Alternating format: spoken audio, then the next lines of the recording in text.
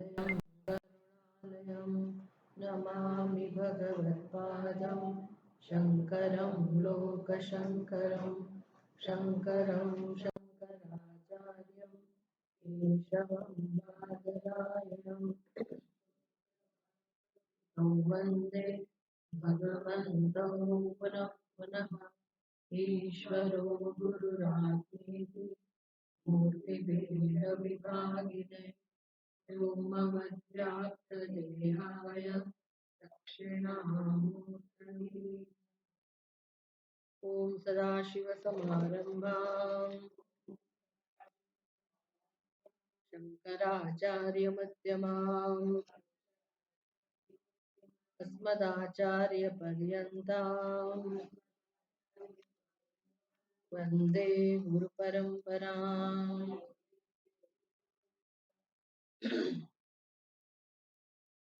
अभ्यास प्रतिज्ञा युष्मदस्मत्प्रत्ययगोचरयोः विषयविषयिणोः समप्रकाशवद्विरुद्धस्वभावयोः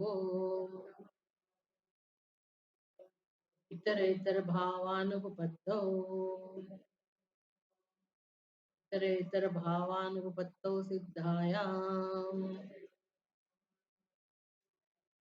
तद्धर्माणामपि सुतराम् इतरेतरभावानुपपत्तिः इति अतः अस्मत्प्रत्ययगोचरे विषयिणी चिदात्मके युष्मत्प्रत्ययगोचरस्य विषयस्य तद्धर्माणां च अध्यासः तद्विपर्ययेण विषयिणः तद्धर्माणां च विषये अध्यासः मिथ्या इति भवितुं युक्तम् तथापि अन्योन्यस्मिन् अन्योन्यात्मकताम् अन्योन्यधर्मांश्च अध्यस्य इतरेतर अविवेकेन अत्यन्तविविक्तयोः धर्मधर्मिणोः मिथ्याज्ञाननिमित्तः सत्यानुवृते मिथुनीकृत्य अहमिदं मम इदम् इति नैसर्गिकोऽयं लोकव्यवहारः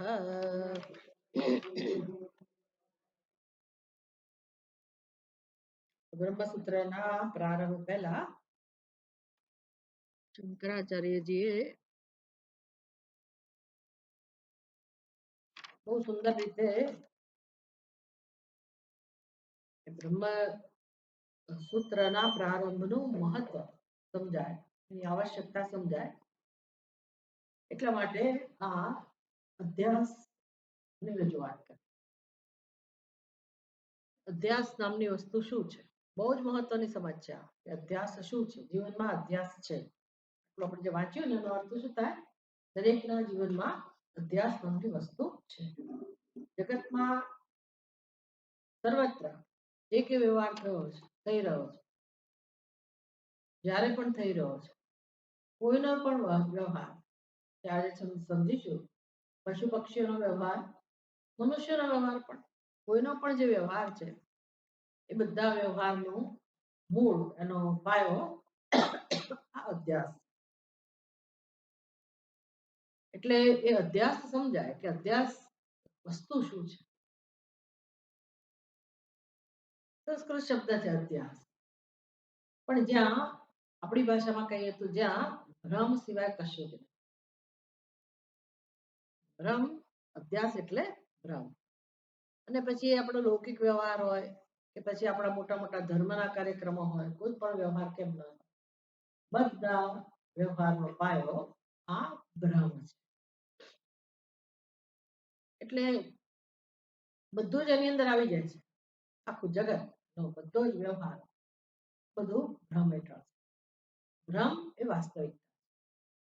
અને આપણે જો એમાંથી ભ્રમ પછી હોય તો હોય, એમાં શું ઘણા બધા ભ્રમ હોય, પણ એ ભ્રમને કારણે જ આપણે બંધનનો અનુભવ કરીએ.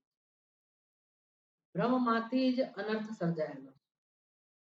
એટલે જીવનમાં જે કંઈ આપણને નથી ગમતું અને સહન કરવું પડે છે, એ બધી પરમશતા, શોક, વિષાદ, અશાંતિ અને સતત સંઘર્ષ અને મહાન દુઃખ તો આ મૃત્યુ, બધામાંથી આપણે પસાર થઈએ છીએ. અને કોઈ જીવને આ બધું ગમતું નથી. કોઈને નથી ગમતું, કોઈને અજ્ઞાન નથી ગમતું, કોઈને મૃત્યુ નથી ગમતું, અને કોઈ જીવને દુઃખ પણ નથી ગમતું. આ મૂળભૂત સમસ્યા, અજ્ઞાન, દુઃખ અને મૃત્યુ આપણે દૂર નથી કરી શકતા. અને આ અભ્યાસમાં આપણને સમજાયું કે બધાનું કારણ ભ્રમ છે. અને ભ્રમ ક્યારે જન્મે? જ્યારે વસ્તુનું યાથાર્થ્ય ન જાણતા હોય, વસ્તુનું યથાર્થ સ્વરૂપ, વસ્તુ જેવી છે એવી જ્યારે આપણે ન જાણતા હોઈએ તો અંધકાર હોય, ઉપદ્રવ ના હોય. જેમ કે સુષુપ્તિમાં આપણે આપણા સ્વરૂપને નથી જાણતા, અને આપણા સ્વરૂપને નથી જાણતા એટલે બીજા કશાને પણ જાણતા. શરૂઆત ક્યાંથી થાય? પોતાનાથી. પણ આપણા સ્વરૂપ વિશેષ કઈ ભાન નથી સુષુપ્તિમાં. એટલે ત્યાં અજ્ઞાન છે. ત્યાં આ મિથ્યા જ્ઞાન પણ નથી સુષુપ્તિમાં, ભ્રમ પણ નથી. અને સુષુપ્તિમાં પોતાના સ્વરૂપનું જ્ઞાન પણ, હું બ્રહ્મ છું એ જ્ઞાને નથી. અને ભ્રમ અત્યારે જે છે જાગ્રત અવસ્થામાં કે હું જીવ છું, એ ભ્રમ પણ. ત્યાં અંધકાર છે સુષુપ્તિમાં, પણ કે જીવન નથી. પણ એ દ્રષ્ટાંત છે સમજવા માટે અજ્ઞાન કોને કહેવાય અને આ અધ્યાસ કોને કહેવાય એ સમજવા માટેની સરસ વ્યવસ્થા સુષુપ્તિમાં. એ સુષુપ્તિમાં કોઈ અનર્થ નથી, કોઈ શોક નથી, કોઈ વિષાદ નથી, કોઈ સમસ્યા નથી. અને એનું કારણ એક જ છે કે ત્યાં ભ્રમ નથી. ભ્રમ એટલે અત્યારે જાગ્રત અવસ્થામાં જેને આપણે જ્ઞાન કહીએ છીએ કે હું કોણ છું અને મને જ્ઞાન છે. પણ આ શાસ્ત્ર જણાવે છે ત્યારે ખબર પડે આપણે જે પોતાના વિશે જાણીએ છીએ એ કેવળ ભ્રમ છે, મિથ્યા જ્ઞાન છે. અને એ ભ્રમ કે મિથ્યા જ્ઞાનનું સ્વરૂપ કેવું છે? તો કે આપણી બુદ્ધિમાં રહેલો આપણા વિશેનો નિર્ણય. કેવો નિર્ણય છે? હું દેહ જ છું, હું જીવ છું. હું છું એ બ્રહ્મનો સ્વભાવ છે, તે સુષુપ્તિમાં પણ છે. પણ આ સુષુપ્તિમાં એની ખબર નથી કે હું બ્રહ્મ છું એટલે મારું યથાર્થ સ્વરૂપ આવું છે. એ સુષુપ્તિમાં એનું ભાન પણ નથી, કેવળ અજ્ઞાન છે. અને જાગ્યા એટલે એ અજ્ઞાન તો છે જ, જાગવાની સાથે પણ આ અજ્ઞાન તો છે જ કે હું બ્રહ્મ છું. વધતા પ્લસ એક નવો નિર્ણય જન્મ્યો કે હું દેહ છું. જો ખબર આવે કે હું બ્રહ્મ છું, અને એ બ્રહ્મ એટલે તો શુદ્ધ ચૈતન્ય સ્વરૂપ, જ્ઞાન સ્વરૂપ. એમાં જડતા ના હોય, એમાં દ્રશ્ય ના હોય, એમાં જેને તું કહેવાય એ વસ્તુને ક્યારે સ્થાન ના મળે, આવી સ્પષ્ટતા હોય તો આપણી બુદ્ધિમાં આવો નિર્ણય ના હોય કે હું દેવ. આ નિર્ણય છે એ સમજાવ્યું આપણને કે અધ્યાસ કોને કહેવાય કે જે બે વસ્તુ તદ્દન વિરુદ્ધ સ્વભાવ વાળી છે. અને વ્યવહારમાં આપણે જાણીએ છીએ વિરુદ્ધ સ્વભાવ વાળી વસ્તુઓ એટલે અંધકાર અને પ્રકાશ. તમઃ પ્રકાશ વર્ધન, અંધકાર અને પ્રકાશની જેમ. સૂર્યનો પ્રકાશ અને અંધકાર આ બંને તદ્દન વિરુદ્ધ સ્વભાવ વાળા. અને વિરુદ્ધ સ્વભાવ વાળા છે એટલે ક્યારેય એ એક સ્થળે હોઈ શકે.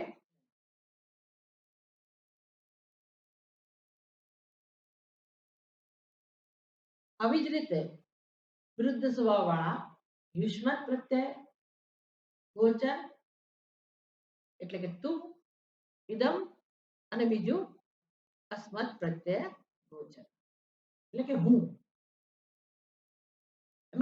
એક આત્મા છે, સ્વાભાવિક છે. હું એ જ આત્મા, અને બીજું જે નથી આત્મા નથી એના માટે અનાત્મા. તો આત્મા અને અનાત્મા, એક અસ્મત પ્રત્યય નો વિષય અને બીજો યુષ્મત પ્રત્યય.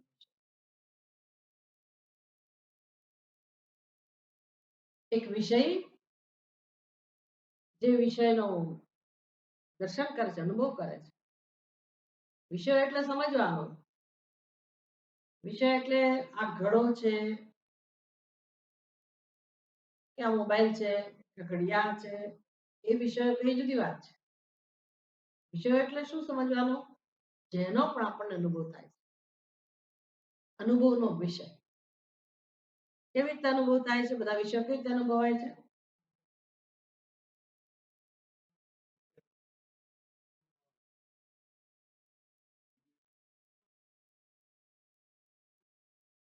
વિષયો અનુભવીએ છીએ સતત આપણે. કેવી રીતે અનુભવીએ છીએ? શબ્દ, સ્પર્શ, રૂપ, રસ અને ગંધ અને વિષય. પછી આટલું કહું એટલે એમાં બધું આખું બ્રહ્માંડ આવી ગયું. શબ્દ કહીએ, અવાજ. જેનો અવાજ છે શું છે પછીની વસ્તુ. એનો અનુભવ થાય છે ને એટલે વિષય.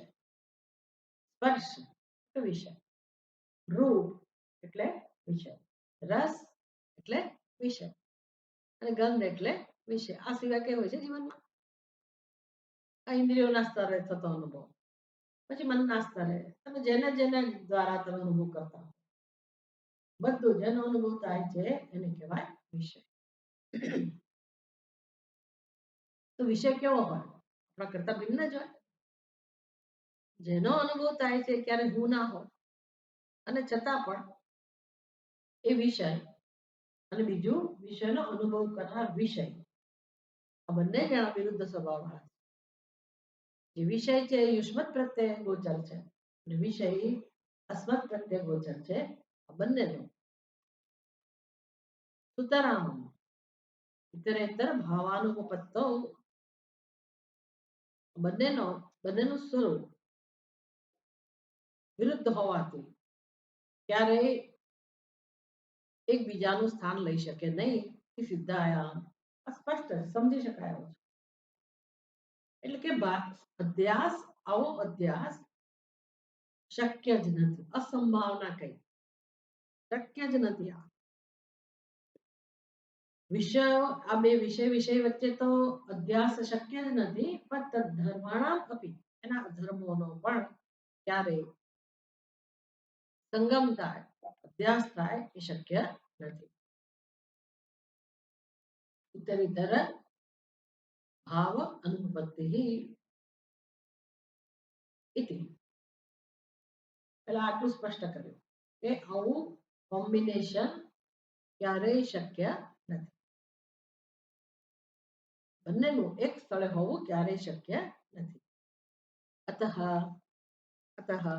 તેથી અસ્મૃત પ્રત્યે ગોચરે વિષયની ચિદાત્મકે, ચૈતન્ય સ્વરૂપમાં જે વિષય છે, જે હુંના રૂપમાં અનુભવાય છે, તેમાં યુષ્મત પ્રત્યે ગોચરસ્ય વિષયસ્ય, જેને ઇદમ કહેવાય, જેને તું કહેવાય અને જેને વિષય કહેવાય, તેનો અને તેના ધર્મો, તદ્ધર્માણામ ચ અધ્યાસ. જે અધ્યાસ શક્ય નથી છતાંય એવો અધ્યાસ છે. તદ વિપર્યણ, એક આ બાજુનો કયો, વન વે કયો, અસ્મત પ્રત્યે ગોચરે આત્મામાં અનાત્માનો અધ્યાસ છે. હવે તદ વિપર્યણ એટલે બીજી સાઈડથી, કઈ બાજુથી? વિરુદ્ધ રીતે. બીજી કઈ રીતે? આત્મામાં અનાત્માનો, આ પહેલી રીત કઈ. બીજી કઈ રીતે? અનાત્મામાં આત્માનો. એટલે અનાત્મામાં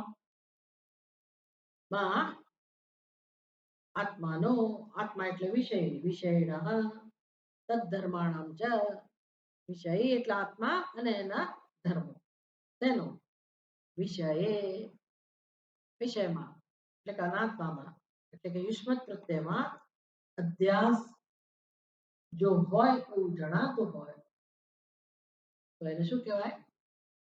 મિથ્યા. મિથ્યા ઇતિ ભવિતુમ તમ. એટલે જે શક્ય જ નથી અને છતાંય આપણે શક્ય બનાવવાનો પ્રયાસ કર્યા જ કરતા હોઈએ અથવા એવું થઈ જ રહ્યું હોય, પોસિબલ નથી છતાંય પોસિબલ જાણે કે છે એવું કોમ્બિનેશન એવું જણાતું હોય તો પણ એવું હોઈ શકે નહીં. એવું હોઈ શકે એટલે એના માટે કઈ ડેફિનેશન છે? અનિર્વચનીય.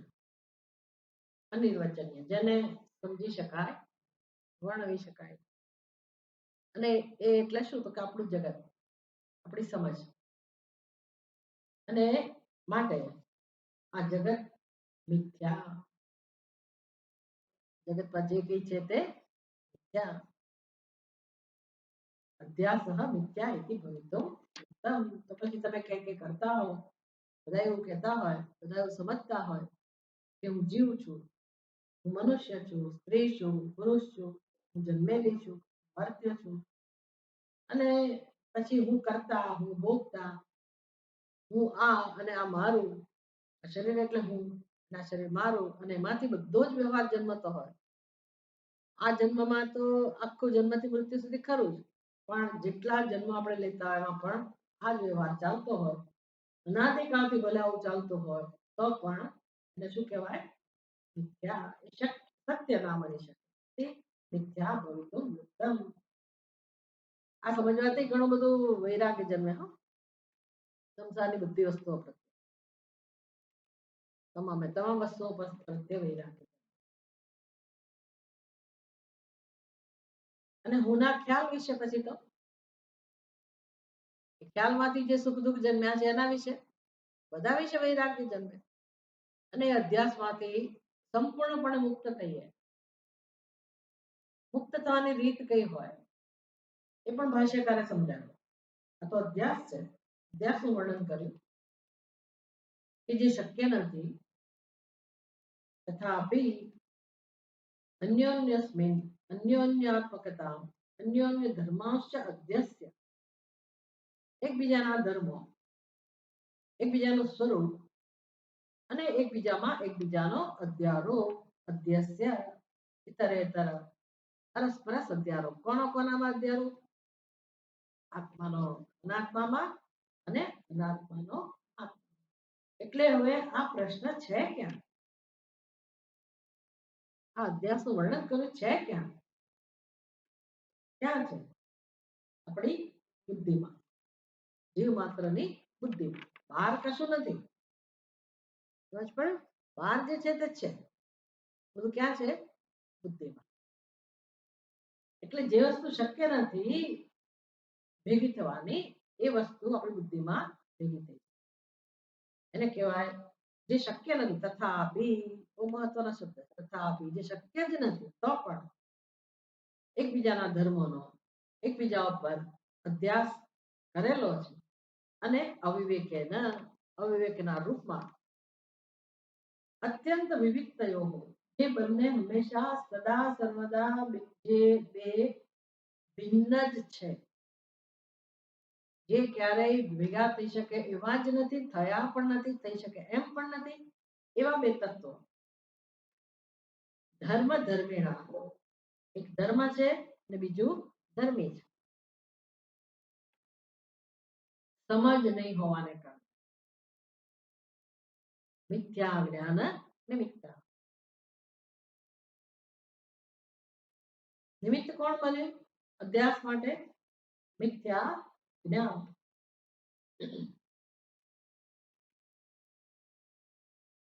તો વિદ્યા મિથ્યા જ્ઞાન નિમિત્ત.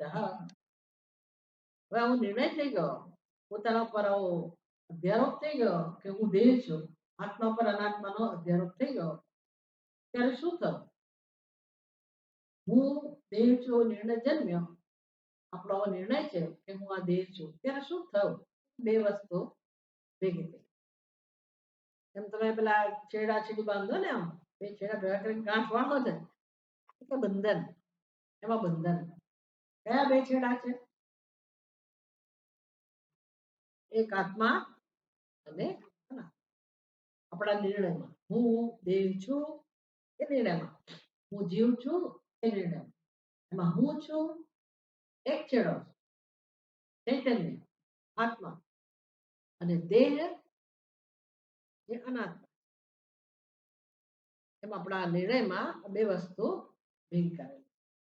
હવે એવું બે આવી રીતે છેડા ભેગા કરવા એ તો એક સત્તા છે, દ્રષ્ટાંત આપી શકાય. પણ અહીંયા જે વાત છે, હું છું ચૈતન્ય જે છે એની તો સત્તા જ જુદી છે, પારમાર્થિક સત્તા. અને જે નિર્ણય છે દેહ વિશેનો એ દેહ વ્યવહારિક સત્તા.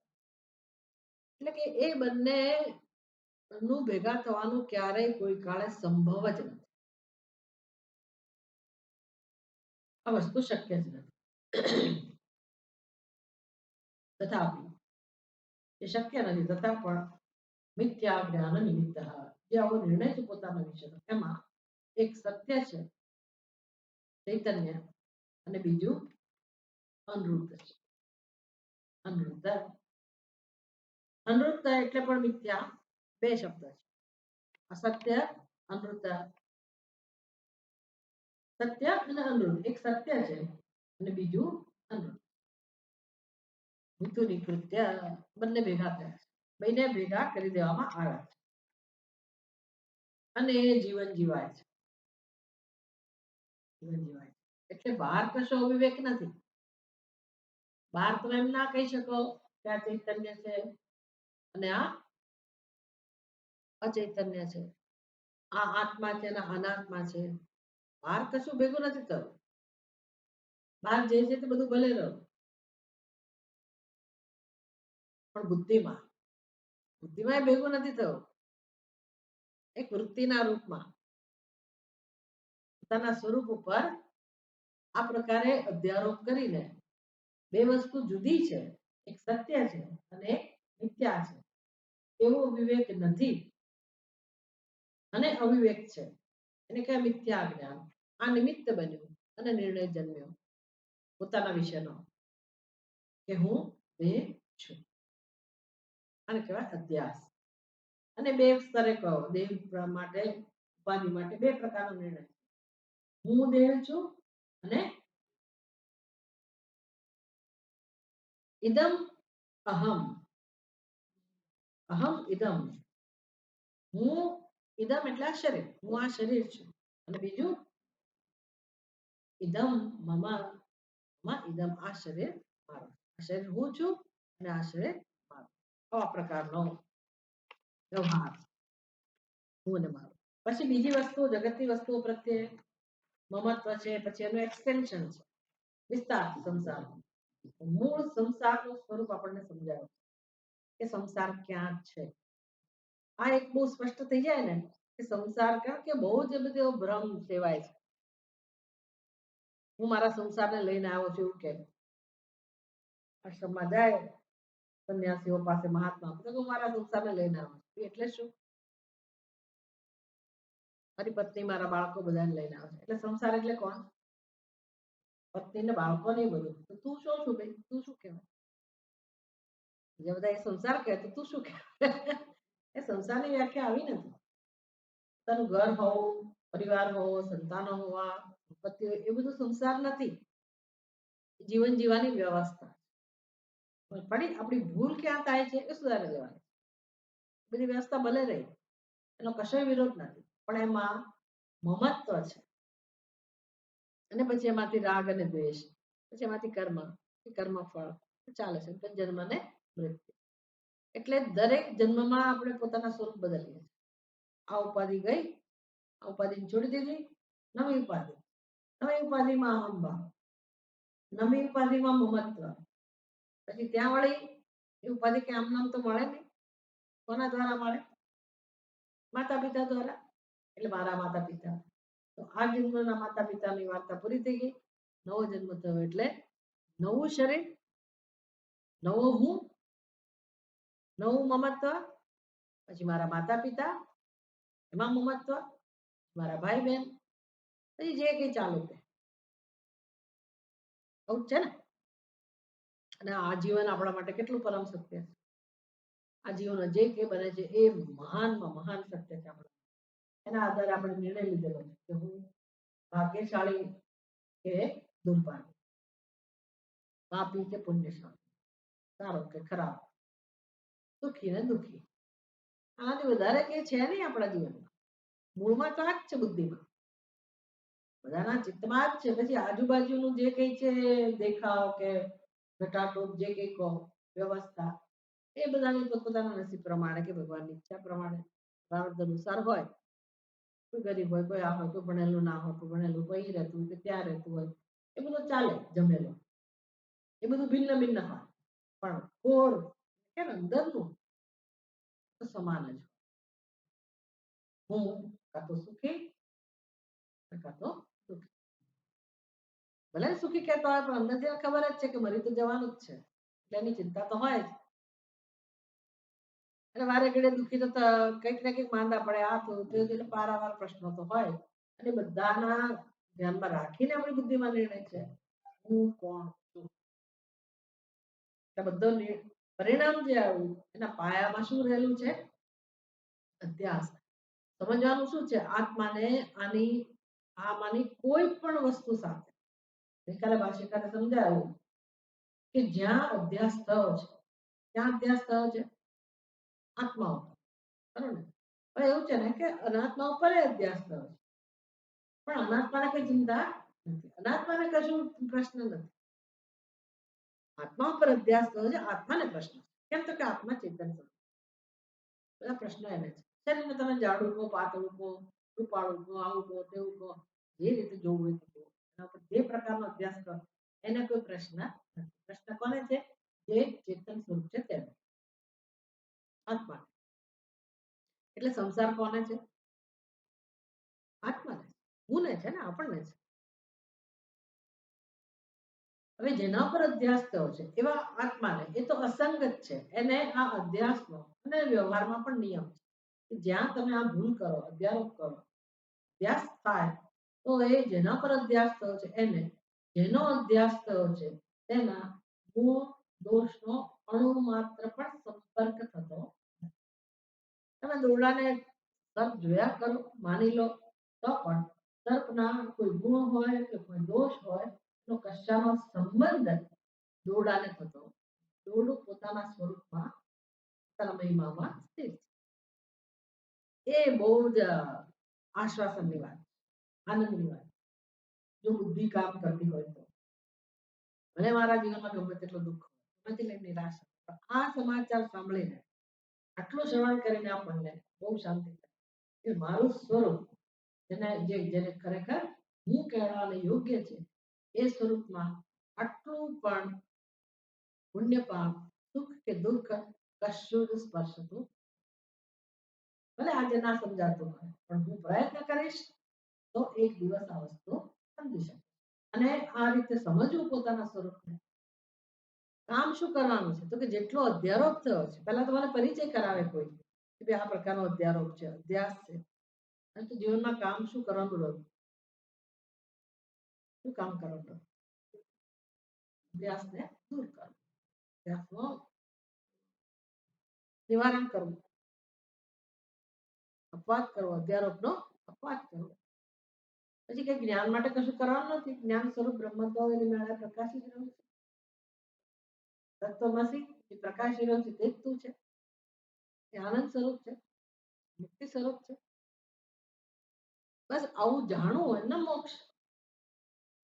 એને કઈ પોતાને જેવા છે એવા જાણવું એનું નામ મોક્ષ. આટલી યોજના, આ પ્રોજેક્ટ છે આપણી પાસે. જેટલા જન્મ લાગે એટલા, પણ આ એક જ કામ કરવાનું છે. શેના માટે?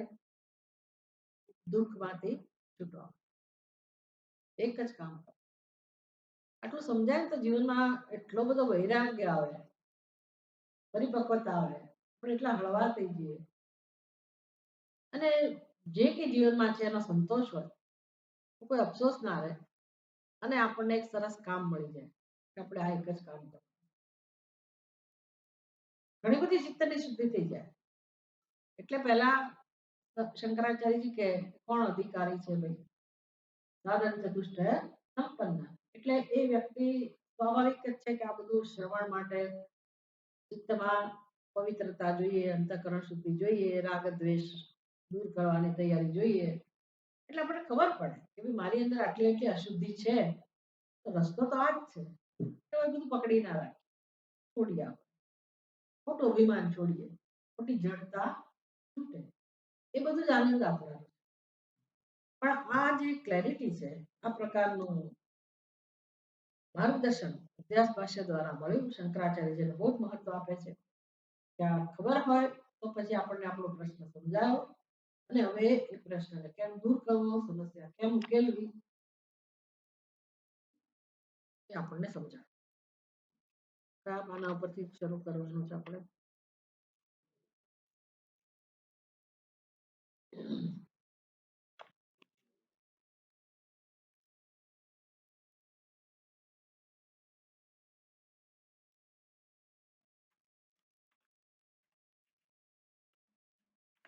ગઈકાલે 43મા પાના પર કથમ પુનઃ ભાષ્યમાં ત્રીજી લાઈન, કથમ પુનઃ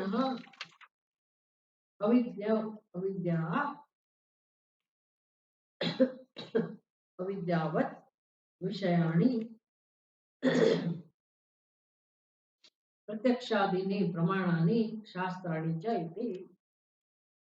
બધું અજ્ઞાન વાળું છે, બધામાં અજ્ઞાન છે. અવિદ્યાવત વિષયાણી, આ બધું અવિદ્યાથી ભરેલું છે. કોની વાત છે? પ્રમાણોની. કયા પ્રમાણ? પ્રત્યક્ષ આદિની અને શાસ્ત્રાણી. જેટલા પણ પ્રમાણ છે એ બધા પ્રમાણનો પાયો અજ્ઞાન છે, એ સમજાય. ઉચ્યતે દેહેન્દ્રિયાદિષુ અહમ મમ અભિમાન રહિતસ્ય. જેને હવે જેની બુદ્ધિમાં અજ્ઞાન નથી. કેવું અજ્ઞાન? દેહાદિષુ, દેહ ઇન્દ્રિયાદિષુ અહમ મમ અભિમાન. આ જ્ઞાનનું સ્વરૂપ કહું ને, અજ્ઞાનનું સ્વરૂપ કેવું છે? અભ્યાસ કેવા પ્રકારનો છે? તો કે ઇદમ અહમ અને મમ ઇદમ. એને કહેવાય આ શરીરમાં અહમ ભાવ અને શરીરમાં મમ ભાવ. દેહેન્દ્રિયાદિષુ, દેહ એટલે ઇન્દ્રિયો વિદ્યા અંદર, અને પછી મન, આ બધું પણ સમજી લેવાનું, પ્રાણ વગેરે. દેહ ઇન્દ્રિય આદિષુ અહમ મમ અભિમાન રહિતસ્ય. એવું કોઈ જગતમાં હોય, હોવાનો જ, જેને પુરુષાર્થ કરેલો છે એવો કોઈ હોય, ભલે બધા ના હોય તો કોઈક હોય જેને હવે આ સત્ય સમજાયું, એટલે દેહમાં અહમ મમ ભાવ નથી. આવો વ્યક્તિ છે અભિમાન રહિત. મમ અભિમાન અહમ મમ અભિમાન રહિત. સામાન્ય મનુષ્ય કેવો છે? અહમ અભિમાન અને મમ અભિમાન. અજ્ઞાની મનુષ્ય. પણ જે જ્ઞાની છે એને હવે આવો અહમભાવ કે મમભાવ નથી. દેહમાં કે ઇન્દ્રિયોમાં અહમ અને મમત્વ નથી. આનું નામ જ જ્ઞાન ને, બીજું શું કરવાનું? બીજું કઈ વધારે એની અંદર પાંડિત્ય હોય જુદી વાત છે. આટલી વસ્તુ હોય એનું જ્ઞાન. અહમભાવ ના હોય શરીરમાં, મમત્વ ના હોય એનું જ્ઞાન રહિતસ્ય. હવે જ્યારે છે જ ની અંદર કર્તૃત્વ નથી, ભોક્તૃત્વ નથી, દેહમાં અહમભાવ નથી, મમભાવ નથી, તો શું ત્યાં પ્રમાતૃ હોય? પ્રમાતૃ, પ્રમાતૃનું ગુજરાતી શું થાય? પ્રમાતા. જેમ કર્તૃ, ભોક્તૃ, પછી એમાંથી ભાવવાચક શબ્દ કર્તૃત્વ, ભોક્તૃત્વ, કર્તા, ભોક્તા, એવી રીતે પ્રમાતા. અત્યારે આપણે કઈ પણ કામ કરતા હોઈએ, શ્રવણ કરતા હોઈએ, તો કયો ભાવ હોય પોતાના માટે? કયો નિર્ણય હોય? અહમ શ્રોતા હોય કે નહીં? હું સાંભળનાર. અહમ વક્તા, હું બોલનાર. આવો ખ્યાલ હોય ને તો પછી બોલવાનું કામ થાય. હું સાંભળનાર છું, હું શ્રોતા છું, એવો ખ્યાલ હોય તો સાંભળવાનું કામ થાય. વાત ત્યારે જ થાય ને. એવી રીતે હું પ્રમાતા, હું જાણનાર છું, તો પછી વ્યવહાર થાય. પણ પ્રમાતૃત્વ અનુપપત્તો. તો પ્રમાતૃત્વ હું જાણનાર છું એના માટે મારી બુદ્ધિમાં અહંભાવ હોવો જોઈએ કે ભાઈ આ મારી બુદ્ધિ અને બુદ્ધિ એટલે હું, તો પછી પ્રમાતા એટલે હું જાણનારો છું. પણ આને તો દેહ કે ઇન્દ્રિયમાં એટલે કે મન બુદ્ધિ કશાયમાં અહંભાવ નથી, એટલે અહમ પ્રમાતા એ ખ્યાલ જ નથી.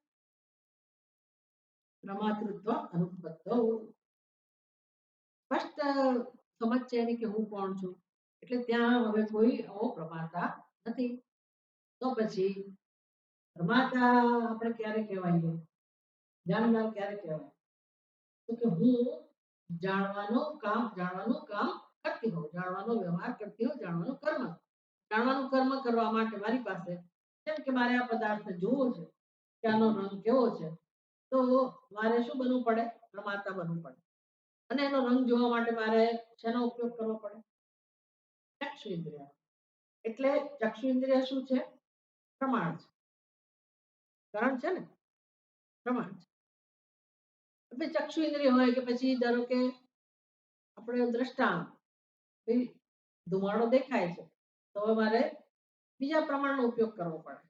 ધુમાડો દેખાય છે એટલે ચોક્કસ અગ્નિ હોવો જોઈએ, આમ મારે ઉપયોગ કરવો પડે, અનુમાનનો ઉપયોગ કરવો પડે. એટલે મારે પ્રમાણનો ઉપયોગ કરવો પડે. પણ હું ક્યારે ઉપયોગ કરું, હું પ્રમાતા હોઉં તો, જાણનાર હોઉં તો. હું જાણનાર જ ના હોઉં તો આવા કોઈ પ્રમાણની જરૂર પડતી, જરૂર રહેવાની નથી. તો પછી વ્યવહાર જ ક્યાં થયો. વ્યવહાર કોને કહેવાય, જેમાં પ્રમાતા, પ્રમાણ અને પ્રમાણ આ વસ્તુ હોય ત્યારે. એટલે કે છે પ્રમાતૃત્વ અનુપત્તો પ્રમાણ પ્રવૃત્તિ અનુપત્તે. પ્રમાતા જ નથી તો પછી પ્રમાણની પ્રવૃત્તિ, પ્રમાણ દ્વારા જે જાણવાની પ્રવૃત્તિ થાય છે, વ્યવહાર થાય છે, એ સંભવ બનતો અનુપત્તે.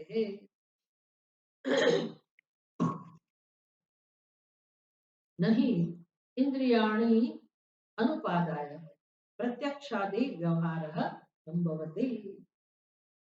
તમારે જે પણ વ્યવહાર કરવો હોય કે કરીએ છીએ એમાં તમારે કોની સહાય લેવી પડે, આંખો જાય એટલે બેસી ગયા, મારાથી એકલા જવાશે નહીં, કાન ગયા એટલે પછી હું ભલે આમ આમ કર્યા કરું, હું ગમે તેટલું આમ મારું કાન કરું કે આમ વજન આપું, પણ સંભળાવવાનું હોય તો જ સંભળાય.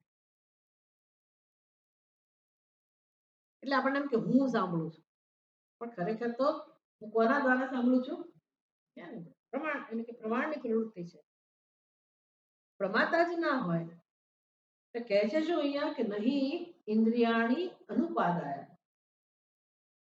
પ્રત્યક્ષાદિ વ્યવહાર સંભવ. પ્રત્યક્ષ પ્રમાણ સાથેનો વ્યવહાર હોય કે આ પ્રકારનું શાસ્ત્રનો અધ્યયનનો વ્યવહાર હોય કે યજ્ઞ યાગાદિનું અનુષ્ઠાન હોય, વૈદિક કર્મ આપણે હાથમાં લેતા હોઈએ, કોઈ પણ વ્યવહાર જ્યાં સુધી મારી બુદ્ધિમાં એવો ખ્યાલ ના જન્મે કે હું વ્યવહાર કરનાર છું અથવા હું પ્રમાતા છું, ત્યાં સુધી આ વ્યવહાર શક્ય નથી. પ્રમાતા ક્યારે વ્યવહાર કરી શકે, વ્યવહાર ક્યારે થાય, પહેલા તો મારી બુદ્ધિમાં પ્રમાતૃત્વ હોય, પછી બીજું મારે પ્રમાણનો આશ્રય લેવો પડે, પ્રમાણનો ઉપયોગ કરવો પડે.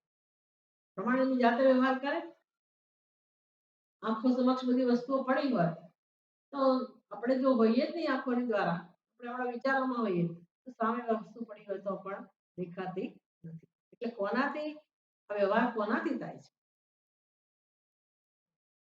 કેટલી વસ્તુઓ જોઈએ, એટલી ઇન્દ્રિયોથી વ્યવહાર થતો, ઇન્દ્રિયો વગર પણ વ્યવહાર નથી થતો, પણ છતાંય એ બધામાં મહત્વનો કોણ છે, પ્રમાતા. એટલે હવે પ્રમાતા કોણ, આપણે પ્રમાતા ક્યારે બનીએ, પ્રમાતાનું ગુજરાતી શું, હું જાણનાર, જ્ઞાતા, પ્રમાતા. એ મારે પ્રમાતા બનવા માટે શું કામ કરવું પડે, શરૂઆત ક્યાંથી થાય, કોણ પ્રમાતા બને છે, એ જ ચૈતન્ય.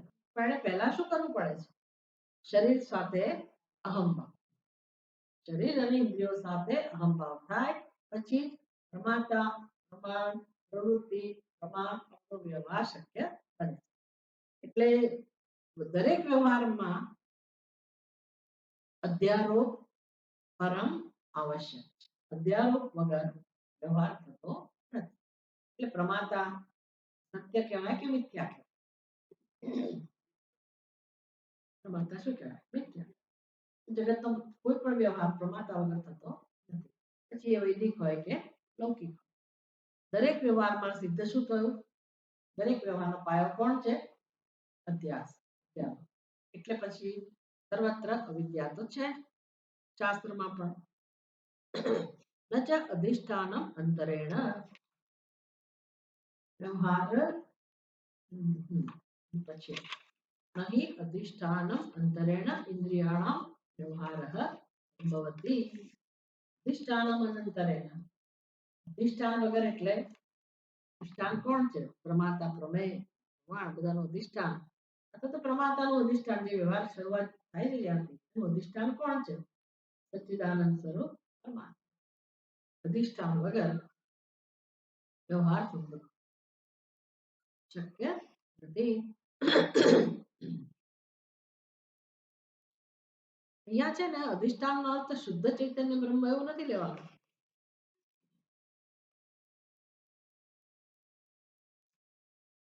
અધિષ્ઠાન અનંતરેણ એટલે જ્યાં આ પ્રકારનો અભ્યાસ થયેલો છે એ અધિષ્ઠાન બને છે. પછી વ્યવહાર શક્ય બને. જ્યાં સુધી એવો અધ્યારોપ ના થયો હોય તો ચૈતન્ય કે વ્યવહાર કરતું નથી. ચૈતન્યની જાતે કરતા મુક્તા બનતું. એટલે જ્યારે એ ચૈતન્યને આત્માને પ્રમાતા સમજવામાં આવે, જ્યાં સુધી પ્રમાતા સમજવામાં ના આવે ત્યાં સુધી વ્યવહાર શક્ય બનતો નથી. એટલે આ અધિષ્ઠાન થયો અધ્યાસ. આવો અધ્યાસ ના હોય તો આ પ્રકારનો વ્યવહાર શક્ય બનતો નથી. એટલે કે છે નચ અનધ્યસ્ત આત્મભાવેન. અનધ્યસ્ત આત્મભાવેન જ્યાં અધ્યાસ થયો નથી. કેવો અધ્યાસ? હું દેહ છું એ પ્રકારનો અધ્યાસ નથી. जिसमें आत्मभाव अध्यास नहीं है. जिसमें आत्मभाव अध्यास नहीं है એટલે जिसमें ના બે અર્થ થાય કે જે વ્યક્તિને દેહમાં આત્મભાવ નથી અને બીજું जिसमें એટલે દેહમાં આત્મભાવ નથી. જેનો દેહમાં આત્મભાવ નથી. અનધ્યસ્ત આત્મભાવેન દેહેન. દેહમાં અહંભાવ ના હોય તો દેહથી કોઈ પ્રવૃત્તિ થાય છે? શક્ય છે? નથી. દેહથી પ્રવૃત્તિ ક્યારે શક્ય બને? દેહમાં અહંભાવ હોય ત્યારે. એટલે સુષુપ્તિમાં દેહમાં અહંભાવ નથી તો કેવી પ્રવૃત્તિ થતી?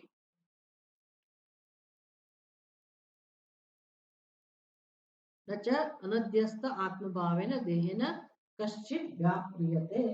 કશ્ચિત વ્યાપ્રિયતે અર્થાત કોઈ પણ વ્યવહાર થતો નથી.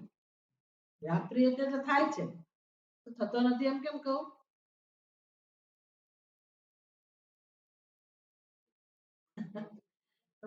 વાક્યની શરૂઆત ક્યાંથી થાય છે? નથી. તો એ ન અહીંયા લઈ આવવાનો ક્રિયાપદ પાસે. ન વ્યાપ્રિયતે. ન પછી ન બાજુએ રાખો. વાક્યની શરૂઆત કરો અનધ્યસ્ત ચ અનધ્યસ્ત ભાવેન. અનધ્યસ્ત ભાવેન એટલે કે જ્યાં અધ્યાસ થયો નથી. કોની સાથે? દેહ સાથે. દેહ સાથે ઉપાધિ સાથે અધ્યાસ થયેલો નથી. હવે અધ્યાસ એટલે શું તો ખબર છે ને? દેહમાં અધ્યાસ એટલે શું? દેહને હું કેવો, આત્માને દેહ કેવો. તો જ્યાં આ પ્રકારનો અધ્યાસ નથી એને કહે અનધ્યસ્ત દેહેન. જે દેહમાં આત્મભાવ નથી તે દેહ વડે કશ્ચિત ન વ્યાપ્રિયતે. ન અહીંયા લઈ આવવાના. ન કશ્ચિત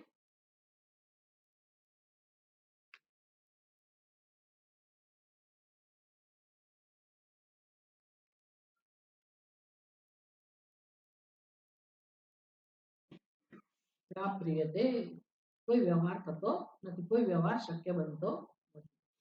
બહુ સરસ વસ્તુ છે આ. આપણને સમજ પડે કે ભાઈ ખરેખર જીવન કેમ જીવાય છે. જગતમાં બધી પ્રવૃત્તિ ક્યારે થાય છે?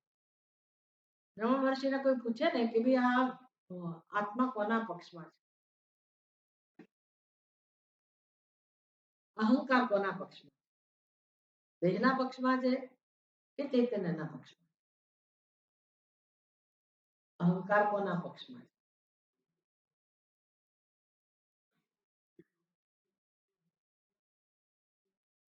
જો અધ્યાસ એટલે શું? અધ્યાસ કોના વચ્ચે છે? આત્મા ને અનાત્મા વચ્ચે. તો દેહ એટલે શું? અનાત્મા. અને આત્મા એટલે આત્મા, ચૈતન્ય સ્વરૂપ. હવે ચૈતન્યમાં કોઈ કરવા માટેની કોઈ સામગ્રી છે જ નહીં. કેમ કહી શકે કે હું પ્રમાતા છું, હું કરતા છું, ભોગતા છું, કરતા છું, મનતા છું? આવું ચૈતન્ય કહી શકે? એને જરૂર છે કહેવાની? ચૈતન્યમાં કોઈ વ્યવહાર સંભવ જ નથી. અહંકાર સંભવ છે ચૈતન્યમાં? અહમ સંભવ છે, અહંકાર સંભવ નથી. અહમ એટલે જ ચૈતન્ય. કે કોઈનો પણ અહમ કેમ ના હોય? મચ્છરનો પણ અહમ કેમ ના હોય? કે હાથીનો હોય, કે દેવતાનો હોય, કે અસુરનો હોય? કોઈનો પણ અહમ એટલે ચૈતન્ય. પણ એમાં આકાર આવતો નથી કે હું આનો અહમ, એવું ચૈતન્યમાં શક્ય નથી. પણ અહમ એટલે જ ચૈતન્ય. ચૈતન્ય વગર અહમ ના હોય. એક વસ્તુ એટલે આત્મા એટલે ચૈતન્ય સ્વરૂપ. અને એમાં અહંકાર જ શક્ય નથી તો કર્મ શક્ય ના હોય. એટલે અહંકાર ચૈતન્યના પક્ષમાં નથી. બીજું કોણ રહ્યું આપણી અંદર? એક તો આ ચૈતન્ય, બીજું કોણ છે? દેહ છે. શરીર કેવું છે? જડ છે. એને અહંકાર હોય? દેહમાં અહંકાર હોય? દેહ ક્યારે, દેહ પોતે બૂમો પાડે છે? પાડતું હોત તો સારું હતું. દેહ બૂમો નથી પાડતો. એ પીડા પણ આપણને થાય છે, દેહને નથી થતી. દેહ સર્વથા કેવો છે? જડ છે. દેહ જડ છે. એટલે તો આપણે વાત કરી ને કે ભાઈ મળદું પડ્યું હોય એને તમે બાળો, એને દાટી દો, કચકચાઈને બાંધી લઈ જાઓ, દેહ વિરોધ કરે છે? મળદું એટલે દેહ જ ને, વિરોધ નથી. એટલે હવે વિચારવાનું છે કે તો આ બધું કોને કારણે શક્ય છે? જગતમાં બધો વ્યવહાર કોને કારણે શક્ય છે? અમે લોકો બહુ સૂક્ષ્મ આ વસ્તુ તમને સમજાવી દઈશું. મેં તમને કહું ને કે ભાઈ ચૈતન્યમાં અહંકાર જ શક્ય નથી, કર્તૃત્વ ભોગતૃત્વ શક્ય નથી, તે કેવી રીતે વ્યવહાર કરી શકે? એ ના કરી શકે. દેહ જડ છે, દેહમાં અહંકાર નથી. અહંકાર છે ક્યાં? વિચાર કરીએ તો અહંકાર રહેતો નથી, છતાંય છે. એમના અધ્યાસ. અહંકાર શું છે? અભ્યાસનું પરિણામ. જે બે વસ્તુ ભેગી થઈ શકે એવી જ નથી, છતાંય મારી બુદ્ધિમાં અહંકાર. અહમ કરતા એટલે એ અહંકારને શું કહેવાય? મિથ્યા. અને અહંકારનું જ ચાલે છે આપણી બુદ્ધિમાં. દરેકના જીવનમાં કોનું ચાલે છે? અહંકાર. બધી પ્રવૃત્તિનો પાયો કોણ છે? અહંકાર. હવે અહંકાર શેમાંથી જન્મ્યો છે? આ બે વસ્તુ નહીં જાણવાથી. આત્મા કોણ છે? અનાત્મા કોણ છે? યુષ્મત પ્રત્યય એટલે શું? અસ્મત પ્રત્યયનો વિષય કોણ છે? બંનેના અવિવેકમાંથી આ અહંકાર જન્મેલો. એમાંથી બધો વ્યવહાર જન્મે.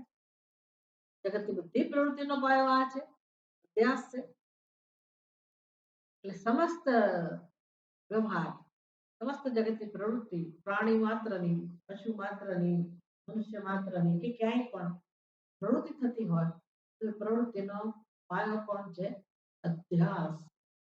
એને કહેવાય અધ્યસ્ત વગર, અધ્યાસ વગર, અધિષ્ઠાન વગર. અધિષ્ઠાન તો વ્યવહાર. અધિષ્ઠાન વગર કોઈ પ્રવૃત્તિ શક્ય નથી.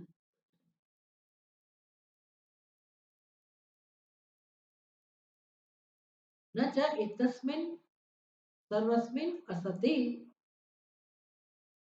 જો આ બધું ના હોય, આ પ્રકારનો અભ્યાસ ના હોય, ન ચ એતસ્મિન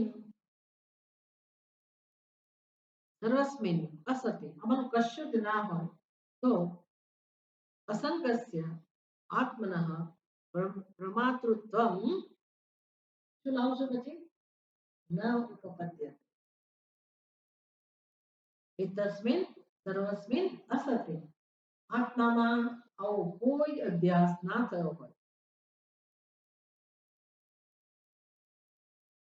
દેહમાં આત્મભાવ એવો અધ્યાસ ના હોય આત્મામાં હું દેહ છું એવો અધ્યાસ ના થયો હોય દેહમાં આત્મબુદ્ધિ ના હોય ઇન્દ્રિયોમાં આત્મબુદ્ધિ ના હોય મન વગેરેમાં આત્મબુદ્ધિ ના હોય આ બધો અધ્યાસ છે ને બધાને હું કહેવાનું જો ના હોય આત્માને આ રીતે સમજવામાં ના આવતો હોય તો પછી આત્મા તો અમે સ્વભાવથી કેવો છે અસંગ એટલે એમાં કર્તૃત્વ ભોક્તૃત્વ પ્રમાતૃત્વ આવું કશું છે જ નહીં પણ ક્યારે આ બધું શક્ય બને છે મારા જીવનમાં અભ્યાસ છે ત્યારે એટલે કે આમાં કશું ના હોય તો આત્મા તો અમે અસંગ છે માટે અસંગસ્ય આત્મનઃ પ્રમાતૃત્વ ન ઉપપદ્યતે અસંગ આત્મામાં પ્રમાતૃત્વ જન્મતું નથી વાત તો સાચી છે ચૈતન્યમાં અહંકાર ચૈતન્ય ના પક્ષ અહંકાર છે બરાબર છે પણ ક્યારે છે સ્વભાવથી નથી ત્યારે છે પરાણે ઉભો કરવામાં આવે છે કે અભ્યાસ દ્વારા આપણું જ પરાક્રમ છે એટલે થાક લાગે ક્યારે હું સુઈ જાઉં ક્યારે આ બધું પડતું મૂકવું ક્યારે આમાંથી છૂટવાનું શેમાંથી છે આત્મા છૂટો જ છે શું કામ તમે આજે કરીને પોતાના સ્વરૂપ ઉપર અધ્યારોપ કરેલો આ સમસ્યા છે આત્મા ઉપર થયેલો અધ્યારોપ એટલે અધ્યારોપ ના હોય તો પ્રમાતા ના હોય પ્રમાતા ના હોય તો કોઈ વ્યવહાર ના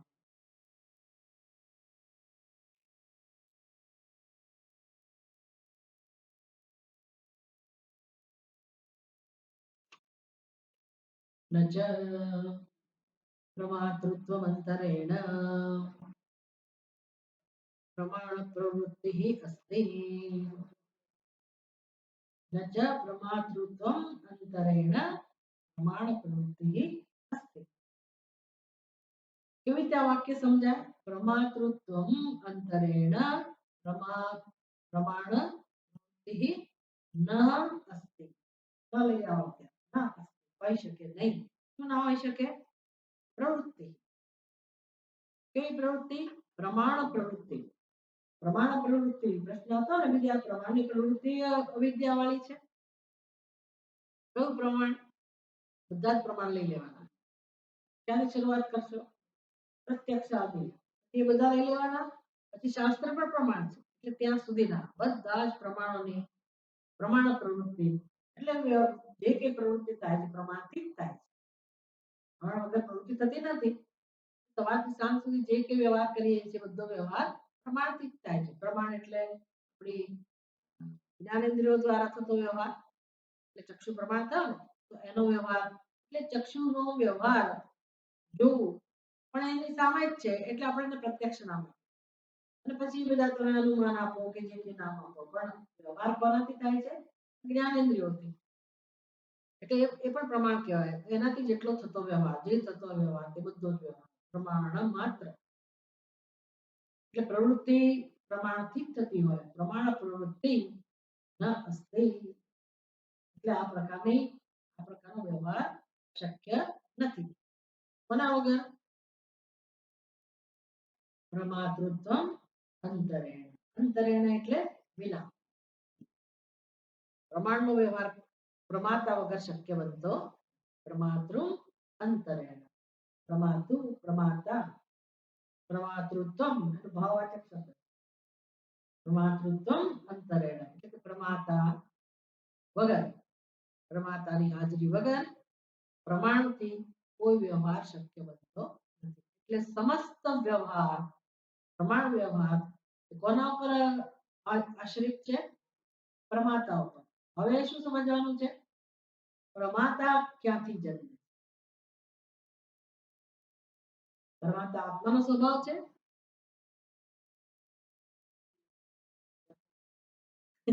પ્રમાતા આત્માનો સ્વભાવ છે આત્માનો કોઈ સ્વભાવ જ નથી ભાઈ તો પછી શું કરશે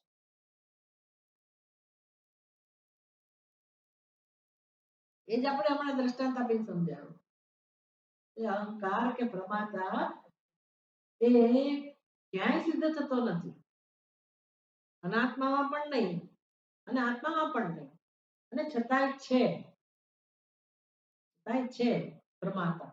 એટલે પ્રમાતા પોતે જ શું બતાવે છે? કોમ્બિનેશન. કોનું કોમ્બિનેશન? આત્મા ને અનાત્મા. એટલે જે શક્ય નથી એવું કોમ્બિનેશન, એવું અધ્યાસ આપણી બુદ્ધિમાં. અધ્યાસનું પરિણામ પ્રમાતા. પ્રમાતા કોઈ સ્વરૂપ નથી, સમજ પડે ને? પ્રમાતા પોતે પણ કેવો સાબિત થયો? મિથ્યા. તો પછી પ્રમાણે કેવા સાબિત થાય? પ્રમાતા પ્રમાણ વ્યવહાર જે જગતમાં થાય છે બધો વ્યવહાર તો કેવો સાબિત થાય? અને ચાલે છે વ્યવહાર. ક્યાંથી ચાલે છે? કોઈને કઈ શંકા જન્મતી નથી. એને કઈ નૈસર્ગિકોયમ લોક વ્યવહાર. ડીંડવાણું. ડીંડવાણું શબ્દ સાંભળે તમને કોઈ? સૌરાષ્ટ્રમાં મેં સાંભળ્યો ડીંડવાણું. ડીંડવાણું એટલે શું ખબર છે? હા,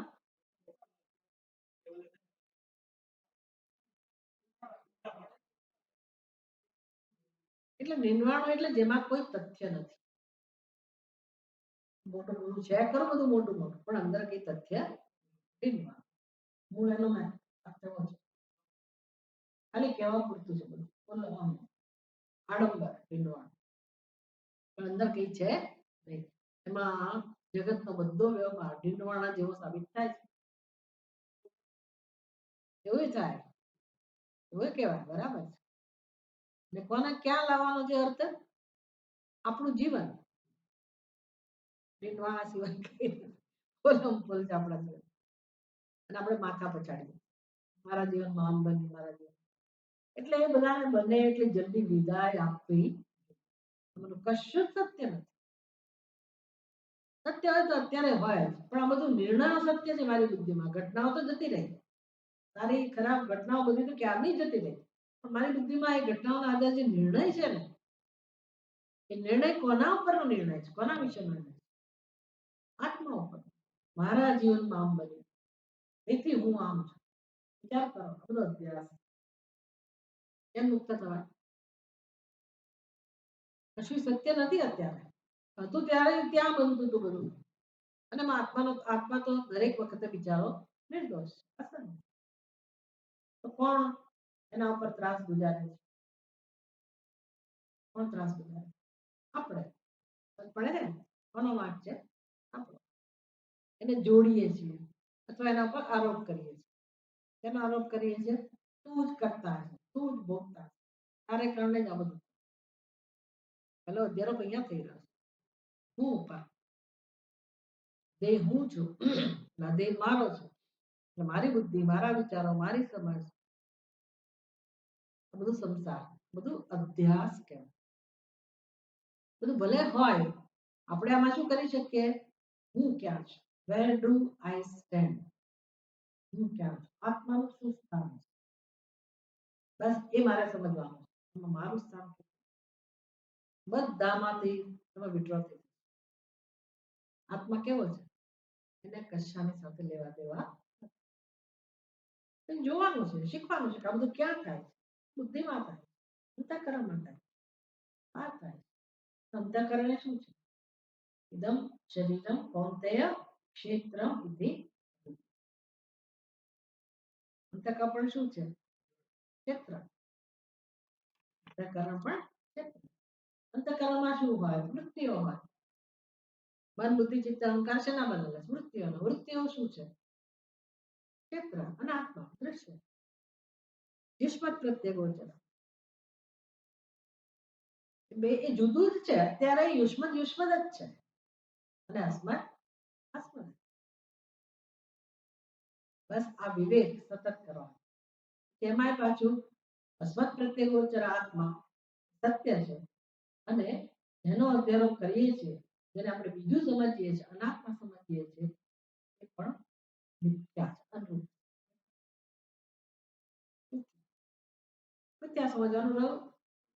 સમજીશું ધીરે ધીરે કે મિથ્યા કોને કહેવાય. એટલે સત્ય ને મિથ્યા એટલે શું? પછી મિથ્યા ક્યારેય સત્યને પ્રભાવિત કરે? આ તાકાત છે જ્ઞાનની.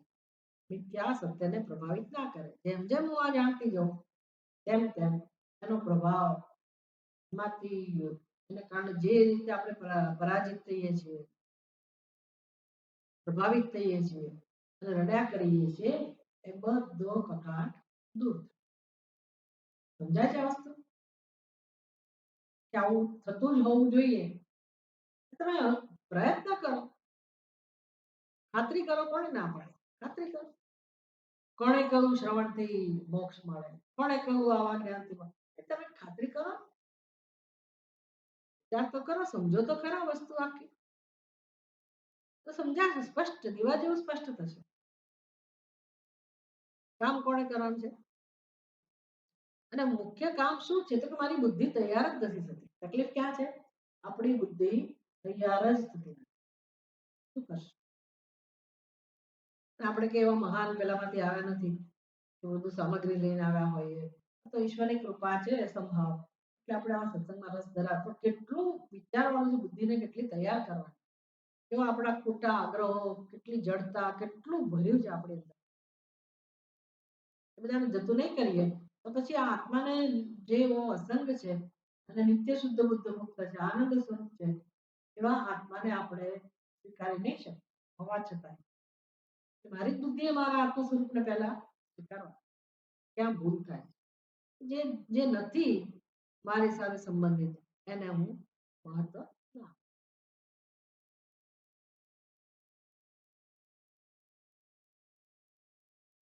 તસ્માદ અવિદ્યાવદ વિષયાણી એવ પ્રત્યક્ષાદીની પ્રમાણાની શાસ્ત્રાણી ચ તસ્માદ હોવાથી અવિદ્યાવત વિષયાણી એવ પ્રત્યક્ષ આદિની પ્રમાણાની શાસ્ત્રાણી ચ. આવું હોવાથી અવિદ્યાવત એવ અવિદ્યાવાળા જ છે. અવિદ્યાવત વિષયાણી એવ આ બધા વિષયો કેવા છે? અવિદ્યાવાળા જ છે. કોની વાત છે? શેના માટે શંકા હતી? પ્રમાણાની. પ્રમાણો એ અવિદ્યાવાળા ક્યાંથી થઈ ગયા? કે ના, પ્રત્યક્ષાદિની પ્રમાણની. પ્રત્યક્ષાદિ બધા પ્રમાણો જેનાથી વ્યવહાર થાય છે બધા કેવા સાબિત થાય છે? અવિદ્યાવાળા. કેમ? અધ્યાસનું પરિણામ. અધ્યાસ શેમાંથી જન્મ્યો? અવિદ્યામાંથી. અધ્યાસ શેમાંથી જન્મ્યો? અવિદ્યામાંથી. તો પછી એ અધ્યાસ નું પરિણામ એટલે પ્રમાતા. પ્રમાતાથી જ બધો વ્યવહાર થતો હોય.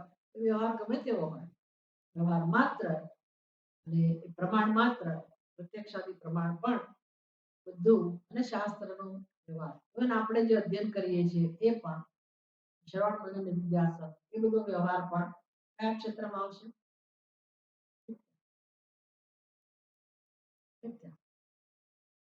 તો પછી શું રહ્યું? મારું જમવાનું સત્ય. ફરવા જવાનું સત્ય નહીં, જીવન મિથ્યાના ક્ષેત્રમાં. જગત આખું કેવું છે? મિથ્યા. સત્ય કોણ સાબિત થાય છે? આત્મા એવ બ્રહ્મ સત્ય. જગત આ રીતે મિથ્યા બને છે. એવું નહીં કે કોઈ છે જ નહીં જગતમાં.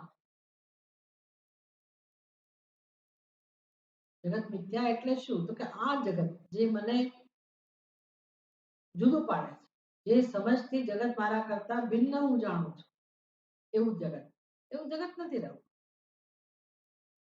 વ્યવહાર થાય છે. ઇન્દ્રિયાણી ઇન્દ્રિયાર્થેષુ વર્તન. વ્યવહાર થાય છે. અને આપણે આ સમજીએ કે આમાં હું ખરેખર પ્રમાતા નથી અને છતાંય પ્રમાતા છું, તો એને શું કહેવાય? વેશ. વેશ ભજવાય, એમાં શું વાંધો? વેશ તો ભજવવો જ પડશે ને. જ્યાં સુધી ઉપાધિ છે ત્યાં સુધી વેશ ભજવવાનો. પણ એમાં ક્યાંય સત્યતા રહેતી કર્તૃત્વ નથી. અરે રે મેં આ કર્યું, હજી વાર આ ભોગવાનું બાકી રહી ગયું, એ બધું કર્તૃત્વ માટે, પ્રમાતૃત્વ માટે, અને એ પોતે જ અધ્યાસ છે. એ માટે બધો જન્મતો વ્યવહાર પણ મિથ્યા છે, અભ્યાસનું પરિણામ છે. તસ્માત અવિદ્યાવત વિષયાણી એવ પ્રત્યક્ષાદિની પ્રમાણોની શાસ્ત્રની જ. સારું, હવે શું સમજાવવાનું છે કે જો વ્યવહાર માત્ર અભ્યાસનું પરિણામ હોય તો એનો એ વ્યવહાર ક્યાંય પણ થતો હોય, કોઈનો પણ હોય, વ્યવહાર માત્ર કેવો હોય? મિથ્યા. બરાબર ને? વ્યવહાર માત્ર કેવો સાબિત થાય? મિથ્યા. એટલે જ્ઞાનીના વ્યવહારનો પ્રશ્ન નથી. અજ્ઞાની મનુષ્ય હોય કે પછી પશુ પક્ષી હોય, એની પ્રવૃત્તિ કે મનુષ્યની પ્રવૃત્તિ, બધાની પ્રવૃત્તિ, બધાનો વ્યવહાર એક જ કક્ષામાં આવે, એક જ કેટેગરીમાં. એ વસ્તુ હવે સમજાવો. પશ્વાદિભિઃ જ અવિશેષાત. પશ્વાદિભિઃ જ અવિશેષત્વાત. અવિશેષત્વાત એટલે કોઈ ભેદ નથી. કોની સાથે? પશુ આદિભિઃ જ. પશુઓ સાથે પણ, પશુ પક્ષીઓ સાથે પણ, પશુ પક્ષીઓ પણ આમાં આવી ગયા. શેમાં આવી ગયા? પ્રત્યક્ષાદિની પ્રમાણી, પ્રમાણાની, શાસ્ત્રાણી, આ બધો જે વ્યવહાર છે મનુષ્યનો, એનો વ્યવહાર હોય કે પછી પશુ પક્ષીઓનો વ્યવહાર, બધાનો વ્યવહાર, એમાં કોઈ ભેદ, વ્યવહાર માત્ર. યથા હિ અશ્વાદયઃ શબ્દાદિભિઃ શ્રોત્રાદીનાં સંબંધે સતિ શબ્દાદિ વિજ્ઞાને प्रतिकूले जाते ततः निवर्तन्ते अनुकूले च प्रवर्तन्ते. આપણે બહુ ખરાબ લાગે શું અમારો જીવનમાં અને પશુઓના કોઈ જીવનમાં ફેર નથી? એ વ્યવહારમાં ફેર નથી. જે વ્યવહાર થાય છે ને એમાં કોઈ ફેર નથી. એ વ્યવહારમાં ફેર નથી એટલે વ્યવહારની પાછળ જે સમજ છે ને, જે ભૂમિકા, વ્યવહાર માટેની જે ભૂમિકા છે, એ મનુષ્યની બુદ્ધિમાં હોય કે પશુની બુદ્ધિમાં હોય, સમાન. કેવી રીતે? યથા હિ, જેમ દ્રષ્ટાંત આપે છે. યથા હિ પશુઆદય, પશુ વગેરે, પશુ પક્ષી બધા સમજી લેવાના. શબ્દાદિભિઃ શ્રોત્રાદીનાં સંબંધે સતિ. આ બધા પશુ પક્ષીઓ પણ શું કરે છે? તો કે શબ્દોથી, અવાજથી જોડાય છે. શેના દ્વારા જોડાય છે? પશુ પક્ષીઓને પણ સંભળાય છે. શેનાથી સંભળાતું હશે? કાનથી. આપણને શેનાથી સંભળાય છે? કાનથી. એના દેખાતા ભલે ના ક્યાંક છે ખરી વ્યવસ્થા, કરો ને. ભલે ને આપણને એક જ ઇન્દ્રિય દેખાતી હોય કે બે જ દેખાતી હોય, પણ એને એની રીતે સંભળાય. પશુ પક્ષીઓનો તો આપણે જોઈ શકીએ કે ગાયની કાન હોય ને, કૂતરાને વાંદરાને હોય છે કાન. એને શબ્દાદિભિઃ શ્રોત્રાદીનાં સંબંધે સતિ. એ લોકો પણ ક્યારે સાંભળે? તો કાનથી સાંભળે છે. અને ક્યારે સાંભળે છે? ક્યારે સાંભળે? જ્યારે એનું કાનમાં કર્મ, ચક્ષુ ઇન્દ્રિયમાં અહંભાવ હોય ત્યારે. ચક્ષુ ઇન્દ્રિયમાં અહંભાવ એટલે દેહમાં અહંભાવ, એટલે સંબંધિત થયા. પશુ પક્ષીઓ વગેરે પણ જોડાયા, દેહ સાથે જોડાયા. કઈ રીતે જોડાયા? અહમ દેહ અને મમ દેહ. એટલે એ પોતાની કર્મેન્દ્રિય ને શું કહેતા હશે? મમ દેહ જ કહેતા હશે ને, મારું શરીર છે કે મારા કાન છે. આવું સંબંધ હોય તો જ સતિ શબ્દાદિ વિજ્ઞાને પ્રતિકૂલે જાતે. જ્યારે એને એવા પ્રકારનો અવાજ સંભળાય કે જે પ્રતિકૂળ છે, એટલે કોઈ ડંડા પછાડીને કોઈ આવતું હોય, એ વાત પ્રતિકૂળ છે, એવું એને જ્યારે જણાય, તતઃ નિવર્તન્તે, તરત એ લોકો એમાંથી પાછા ભાગે. આ બધું તો તમે નિરીક્ષણ કરતા હોય તો ખબર પડે. સાપ વગેરે પણ જંગલમાં ફરતા હોય, આજુબાજુ ફરતા હોય, અને એને બિચારાને કઈ ખરેખર કામ નથી હોતા, પણ છતાં આપણે ચાલીએ કે દંડો પછાડીએ તો એ લોકો સલામત જગ્યાએ જતા. એને સેન્સ તો કરે જ છે લોકો કોઈક રીતે, વાઇબ્રેશન સેન્સ કરતા હોય એ રીતે. પણ આ મારા માટે અનુકૂળ નથી. કૂતરું ભસતું હોય તો બિલાડી જરા પોતાની જાતને છુપાવી દે. બિલાડીને જોઈને પશુ પક્ષીઓ પોતાની જાતને છુપાવે. બધો વ્યવહાર જોયો છે ને. એટલે પશુ પક્ષી તમે દંડો લઈને જતા હો કે માલિક દંડો લઈને જાય તો પેલું પશુ ત્યાંથી ભાગે કે આ મને મારશે. અને બીજો વ્યવહાર કેવો છે કે છે યથા ઉદ્યત કરમ પુરુષમ અવિમુખ ઉપલભ્ય અભિમુખમ ઉપલભ્ય મામ હંતુમ અયમ ઇચ્છતિ ઇતિ પલાયિતુમ આરભન્તે. અનુકૂળ અને પ્રતિકૂળ વ્યવહાર જોઈને પશુ પક્ષીઓનો વ્યવહાર કેવો હોય. પશુ પક્ષીઓનો વ્યવહાર પણ અનુકૂળ કોને કહેવાય પ્રતિકૂળ કોને કહેવાય એ સમજીને એ લોકો વ્યવહાર કરે છે. તો દ્રષ્ટાંત આપ્યું યથા દંડોદ્યત કરમ પુરુષમ જેના હાથમાં દંડો છે દંડો ઉગામેલો છે મારવાની તૈયારી વાળો છે આવો જે મનુષ્ય છે અભિમુખમ ઉપલબ્ધ પોતાની સામે જયારે જોવે દંડો લીધેલો માણસ મારી સામે છે તો એની બુદ્ધિમાં કેવો પ્રત્યય જન્મે છે શું સમાજ ઉત્પન્ન થાય છે મામ અંતુમ અયમ ઇચ્છતિ કે આ માણસનો ઈરાદો શું છે મને મારવાની ઈચ્છા વાળો આ છે મારે શું કરવું જોઈએ ફલાયિતુમ આરભન્તે એટલે એ બિચારો ભાગી જાય. બધાને આવો બધો જાતજાતનો અનુભવ થતો હોય. અમારા ત્યાં આગળ સુરેન્દ્રનગરમાં મને જે અનુભવ થાય કેવો હોય બધું મારા ઘરમાં શાંત હોય કોઈ હોય નહીં.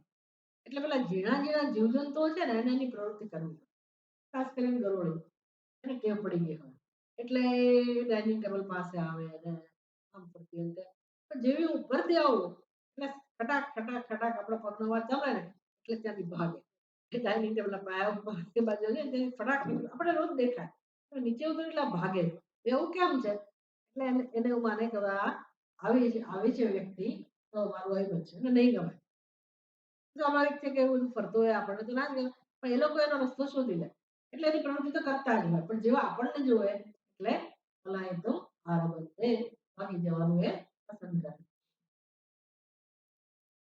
હવે બીજી રીતે કહે છે હરિતૃણ પૂર્ણ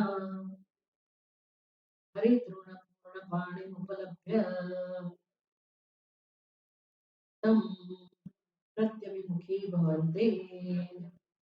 બીજું શું જોવે છે એ લોકો તો કે એક માણસને જોયો કેવો છે માણસ હરિતૃણ પૂર્ણ પાણી સમાસ કેટલા સરસ છે પાણીમાં કે માણસનું વર્ણન તો છે જ નહીં he or she પુરુષ એવું કે લખ્યું જ નથી પાણી ઉપલબ્ધ પાણી ઉપલબ્ધ હવે પાણી એટલે શું પીવાનું પાણી પણ હાથે નથી કેવું એને સમાસ છૂટો પાડવાનો પાણી ઉપલબ્ધ કેવું પાણી પૂર્ણ પાણી એટલે હાથ હાથ કેવો હાથ પૂર્ણ જેનાથી પૂર્ણ હરિતૃણ હરિતૃણ તૃણ એટલે ઘાસ હરિ એટલે લીલું તો લીલા ઘાસ થી ભરેલો મુઠ્ઠી વાળેલો જેનો હાથ છે એટલે આ કોણ થયું ખાલી હાથ નહીં માણસ અને પહેલાનો માણસ કેવો હતો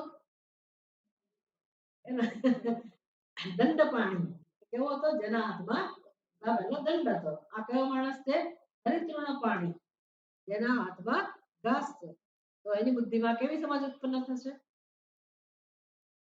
આ મારા માટે અનુકૂળ છે આ મને ખવડાવવા ઈચ્છે છે તો શું કરશે તમ પ્રતિ અભિમુખી ભવંતી તરત એની સામે જશે એટલે આ બધું આપણે કરીએ જ છે ને પૂચકારીએ ગાયને કૂતરાને બોલાવીએ એટલે આપણા બોલાવવાની રીત ઉપરથી તમે હાથમાં લાકડી લઈને પછી પૂચકારતા તો ના આવે હાથમાં રોટલી રાખવી પડે જોવે એટલી બુદ્ધિ હોય એનામાં કે મને મૂર્ખ તો નહીં બનાવે આપણે કરીએ એટલે બોલાવે છે એટલે ખબર પડે પણ પછી હાથમાં લાકડી લઈને ઉભા હોય તો એ ના આવે એટલે તો ખબર છે કે બોલાવે છે પણ દંડોય છે હાથમાં એટલી અક્કલ હોય છે એ લોકો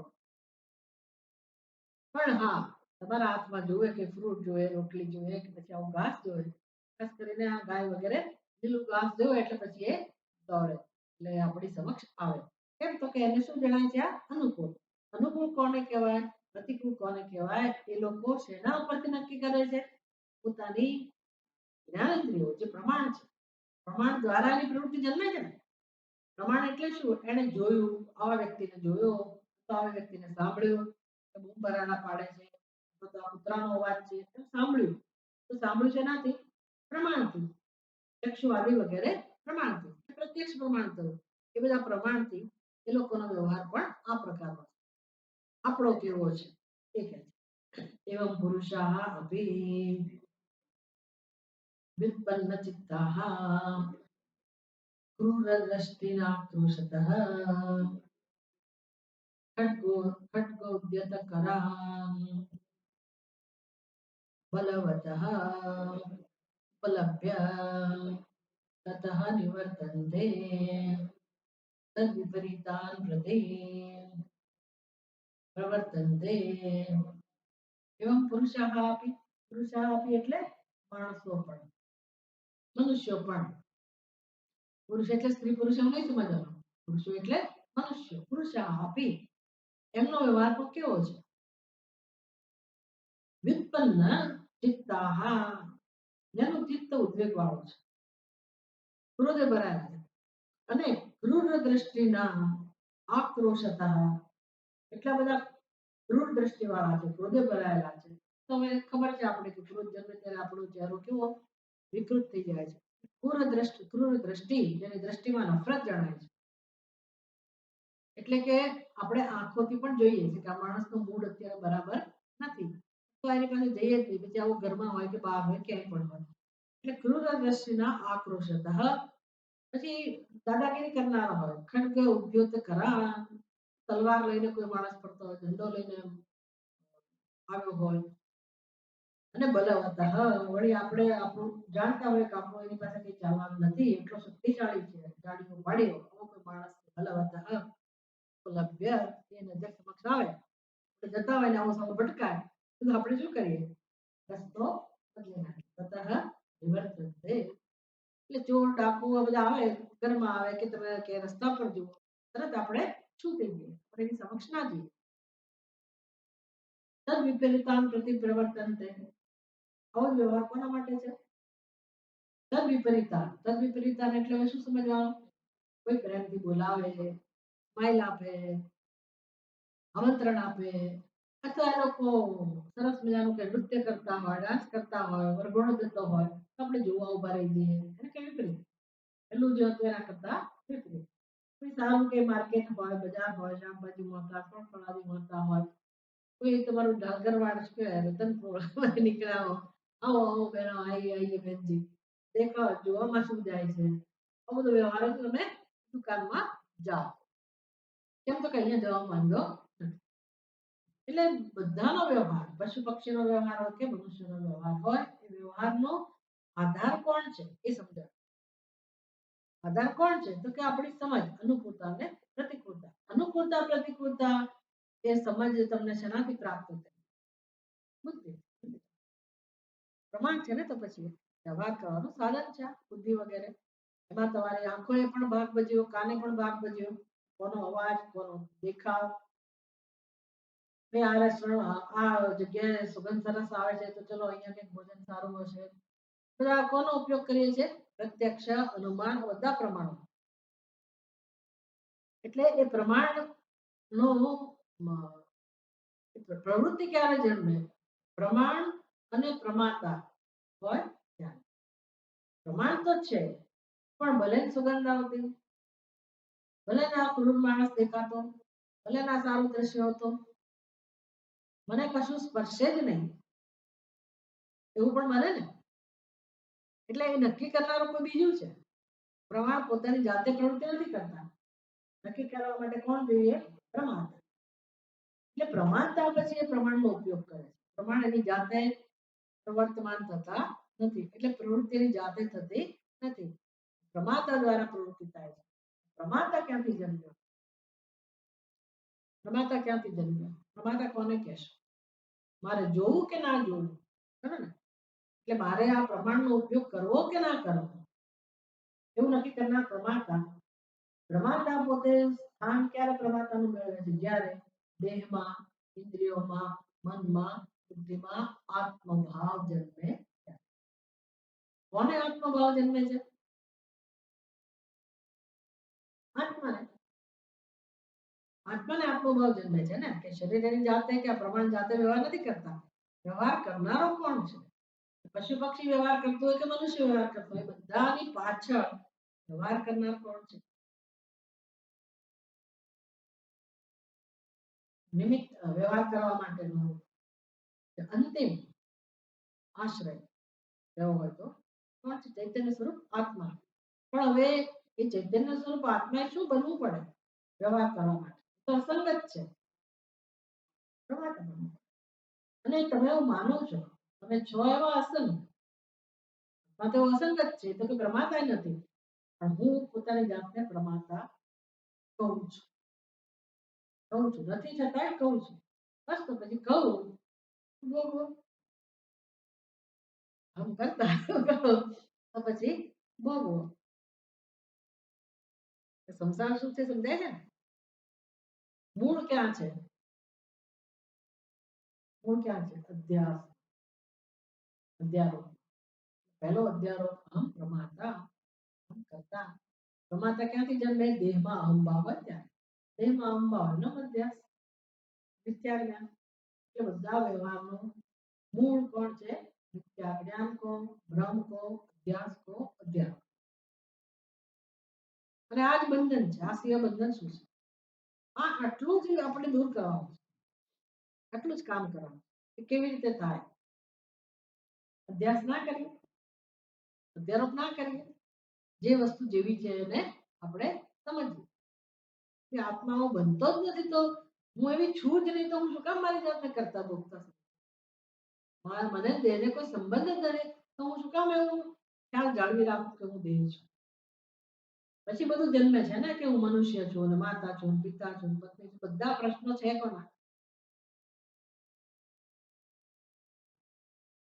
હું ને તમે જેની સાથે જોડો દેહના કોઈ પ્રશ્ન નથી. પ્રશ્નો બધા અધ્યાસના છે.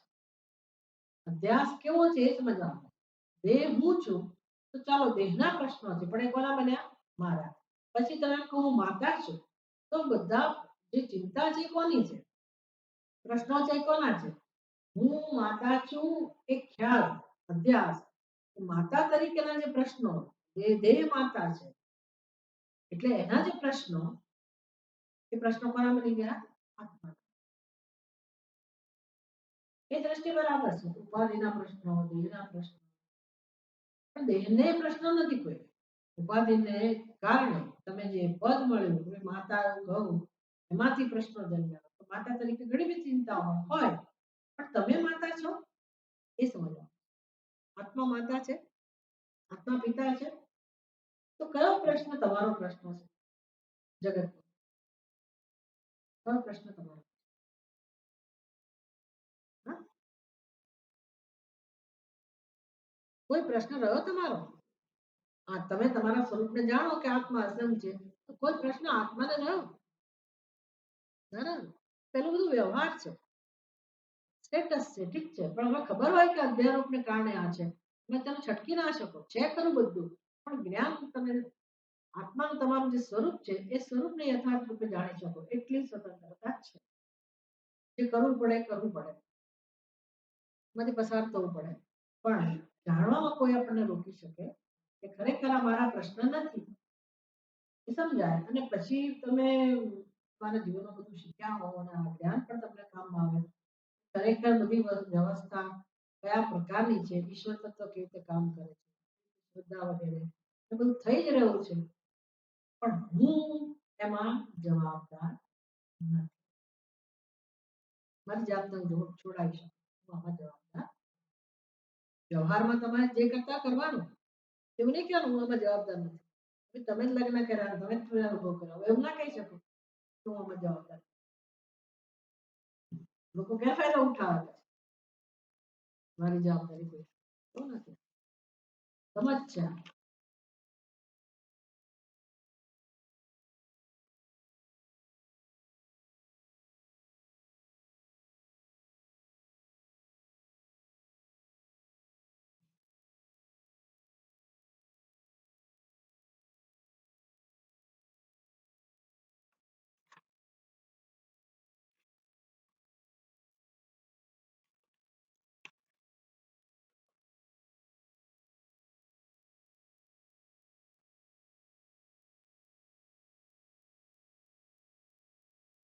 अतः समानः पश्वादिभिः पुरुषाणां प्रमाणप्रमेयव्यवहारः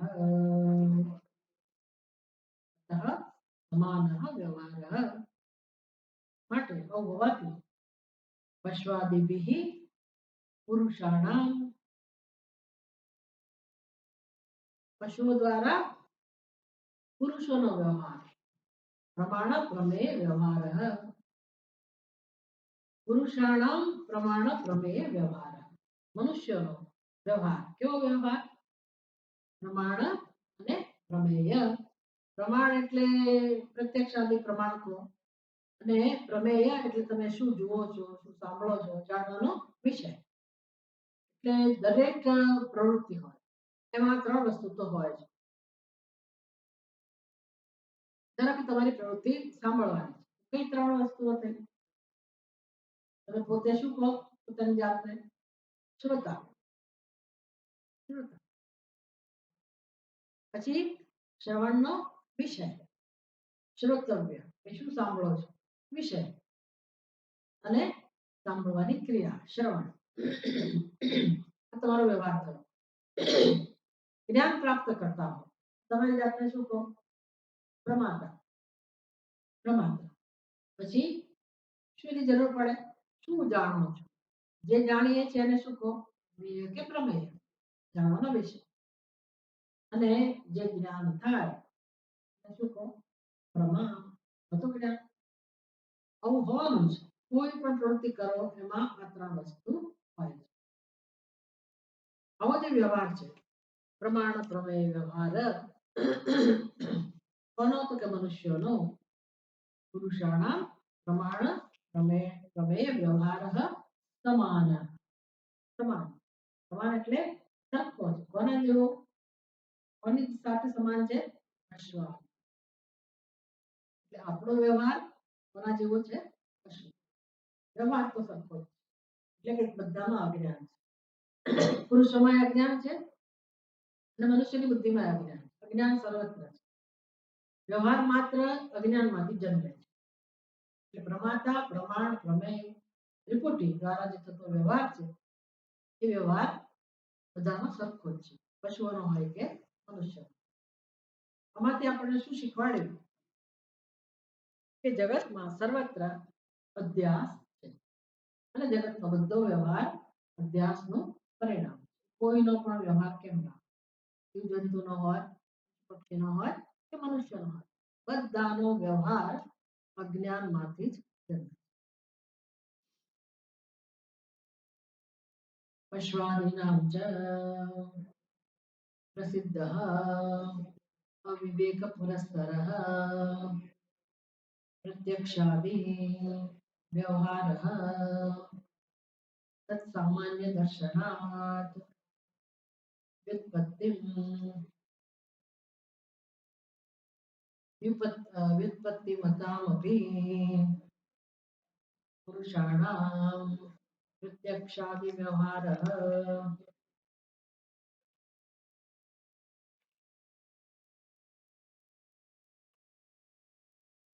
नन्तः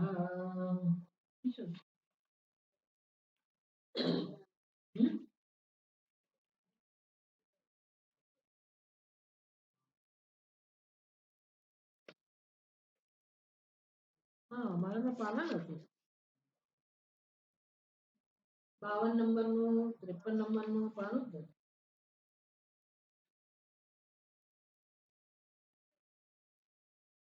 નથી ને તમારામાં નથી ને કોનામાં નથી 52 કે 55 નથી કે છે નથી ને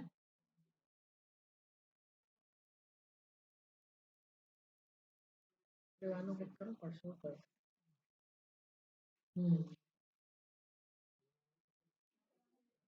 જેટલા નથી એ તમે નામ આપી દેજો દશરથભાઈને મારામાં તો નથી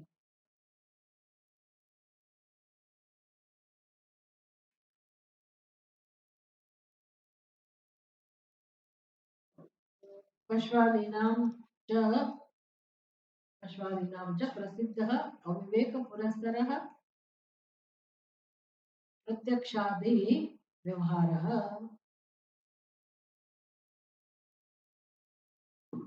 એટલું તો હોવું જોઈએ ને આમાં અશ્વાદીનામ ચ પ્રસિદ્ધ અવિવેકપુરસ્સર પ્રત્યક્ષાદિ વ્યવહારः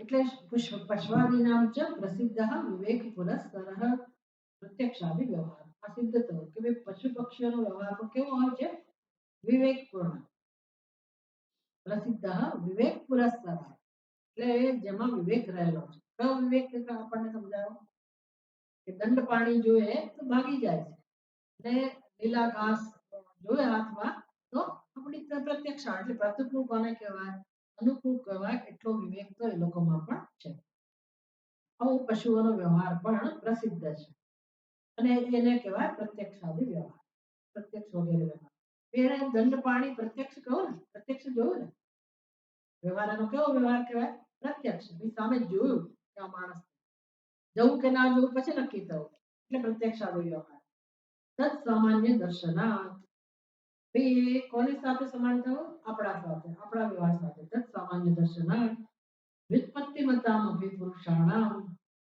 પ્રત્યક્ષાદિ વ્યવહાર એટલે આપણો વ્યવહાર વ્યુત્પત્તિ પૂર્વકનો હોય છે વ્યુત્પત્તિ મતામ એટલે જે આપણે વ્યાપ્તિ જ્ઞાન તો સમાજ સાથે વિવેકપૂર્ણ જ આપણો વ્યવહાર હોય છે એવા આપણા વ્યવહારની જેવો જ વ્યવહાર પશુ વગેરેનો હોય છે ભલે એને વ્યાપ્તિ જ્ઞાન બધાને ખબર ના પડે વ્યુત્પત્તિ પૂર્ણ ના હોય પણ આપણે તો બધું સમજ સાથે છતાંય આપણો વ્યવહાર એની જેવો જ છે એ નક્કી થાય છે પછી હવે શાસ્ત્રીય વ્યવહારની વાત કરે છે પેલું આપણે શું સમજાયું લૌકિક વ્યવહાર કે ભાઈ એમાં કેવી સમાનતા છે હવે શાસ્ત્રીય વ્યવહાર હવે આપણા માટે એક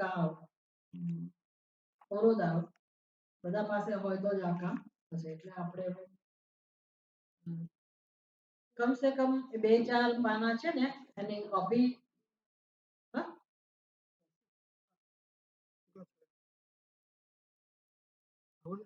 પણ બીજા પાસે હોવું જોઈએ એમ એટલે આમાંથી તમે શું કરો કોપી કઢાવી 3-4 પાનાની બધાને આપી દેવી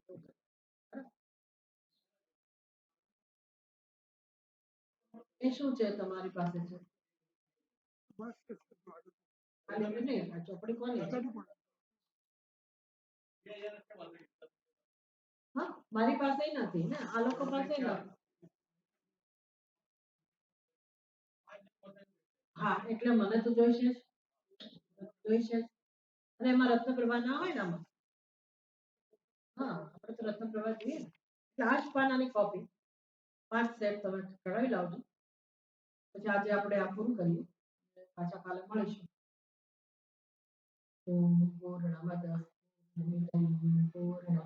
પૂર્ણમુદચ્યતે પૂર્ણસ્ય પૂર્ણમાદાય पूर्णमेवावशिष्यते ॐ शान्ति शान्ति शान्तिः राहो ग्रस्तदिवाकरेन्दु सदृशो माया समाच्चादना तन्मात्र करणोपसंहरणतो भूत्सु शुद्धः पुमान् समिति प्रबोध समये यः प्रत्यभिज्ञायते तस्मै श्री गुरुमूर्तये नमः इदं श्री दक्षिणामूर्तये